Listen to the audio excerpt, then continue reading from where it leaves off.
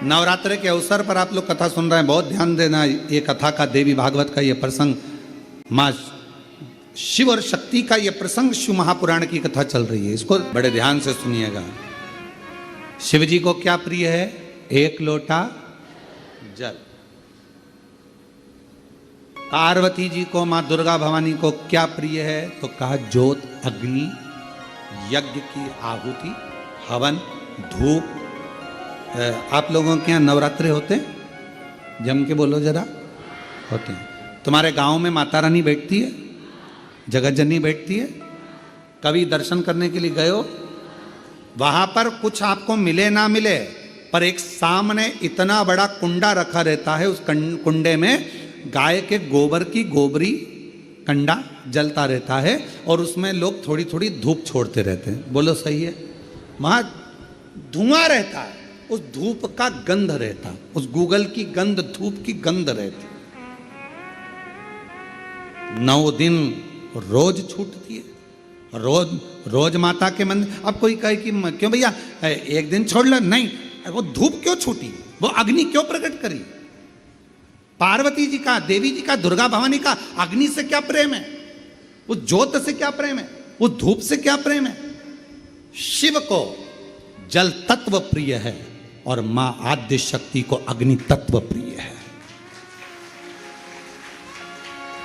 मां जगतजननी दुर्गा भवानी को, आद्य शक्ति भवानी को अग्नि तत्व प्रिय है। भगवान शंकर को जल चढ़ता है और मां दुर्गा भवानी की ज्योत लगती है, धूप छूटती है, हवन होता है, यज्ञ होता है। मां को प्रियता अग्नि। सती माता चाहती तो अपने प्राणों को कहीं और भी।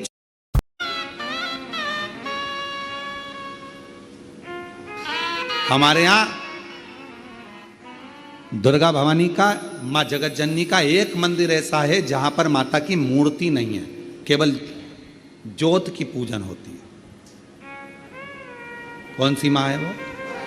ज्वाला देवी। जहां पर ज्योत जलाई नहीं जाती, अपने आप पृथ्वी से ज्योत चलती रहती है, अपने आप ज्योत निकलती रहती है।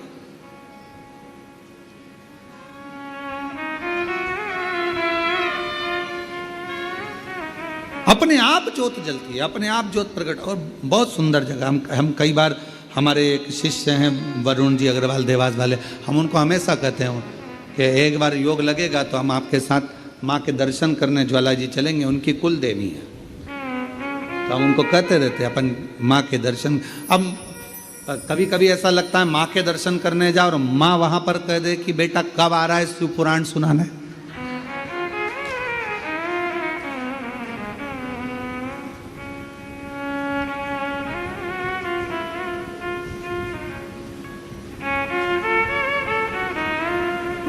भारत की भूमि पर एक मंदिर ऐसा है मां जगत जननी का जहां अपने आप ज्योत जलती है, अपने आप,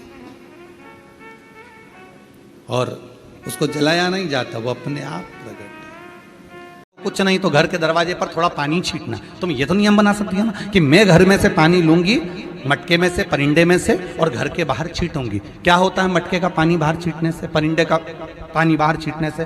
तो गरुड़ पुराण के अंतर्गत लिखा है, तृतीय अंश के अंदर, कि हमारे घर का जो मटका होता है वो मटका परिंदा कहलाता है। परिंदा का मतलब होता है पितरों का स्थान।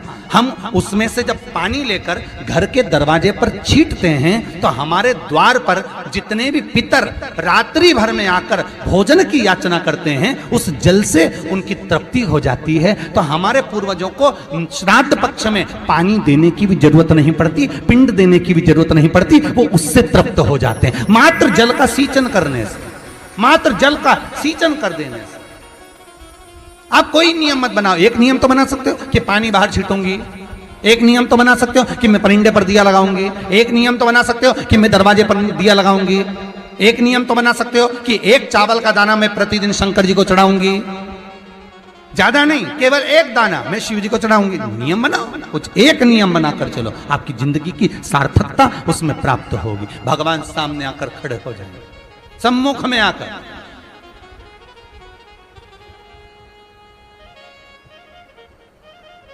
नियम आपका होगा, पूरा उसको करना होगा, पूरा उसको करना।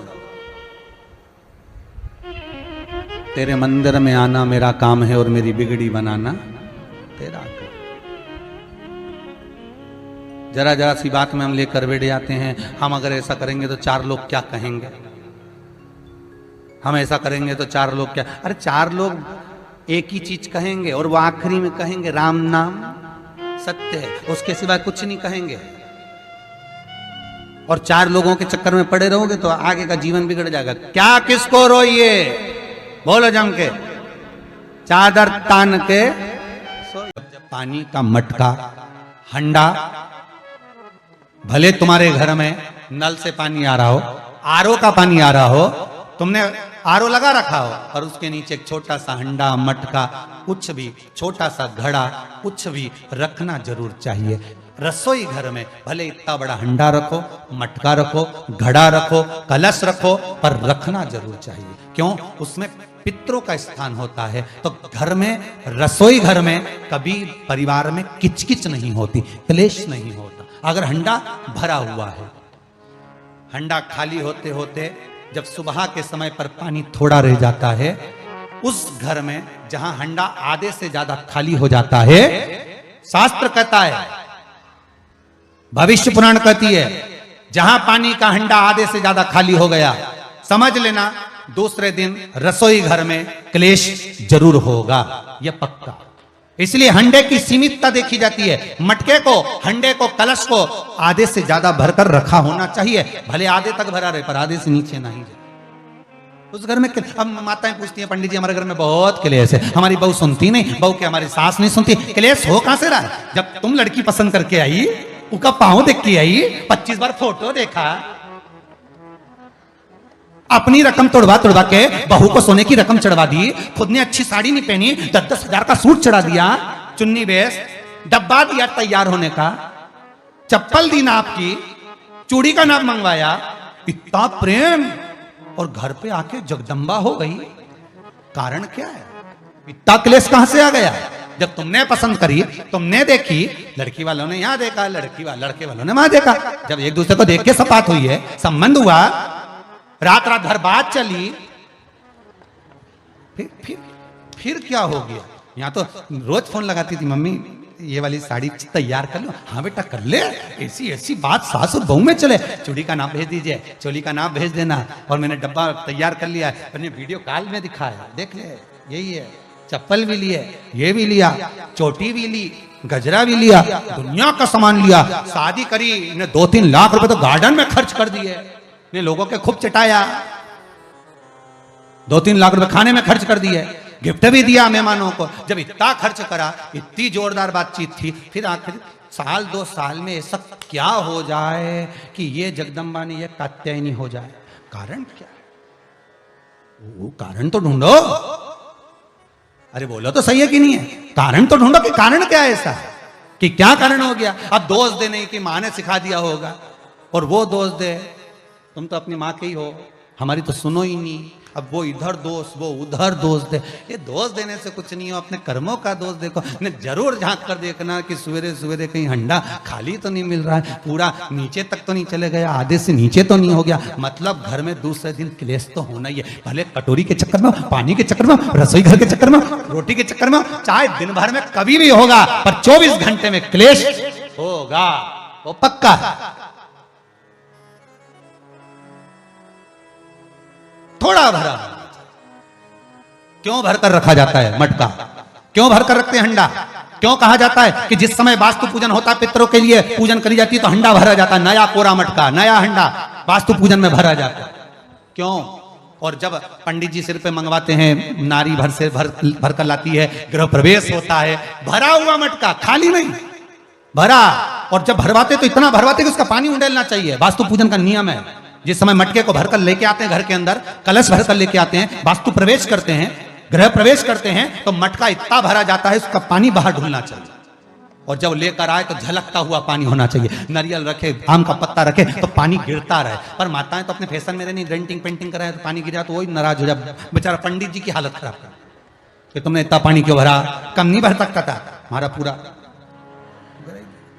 ये तो परंतु शास्त्र रीति क्या कर रही है, भविष्य पुराण क्या कर रही है हमारी शास्त्र क्या कर रहे हैं कि पानी भरा हुआ जब चलता है, झलकता झलकता चले, घर में जब प्रवेश करे तो भगवान से यही प्रार्थना रहती है कि लक्ष्मी ऐसी झलकती रहे, इतनी। और नवरात्रि में भी देवी की आराधना का एक स्मरण का सुख है महाराज। ज्योत का विधान है, नवरात्रि में देवी की ज्योत लगती है, अखंड ज्योति लगती है, जवारे बुआए जाते हैं, कलश लगता है।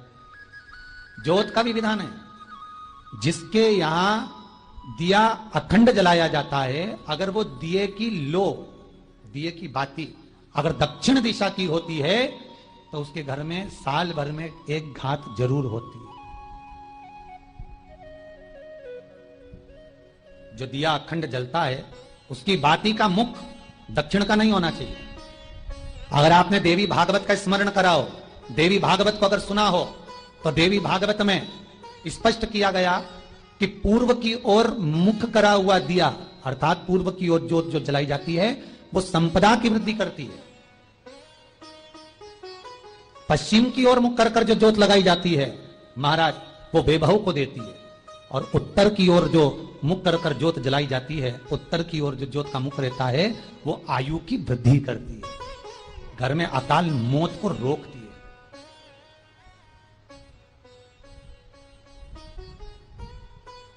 नवरात्रि का जो भाव तत्व है उसको भी अच्छे से समझ लेना।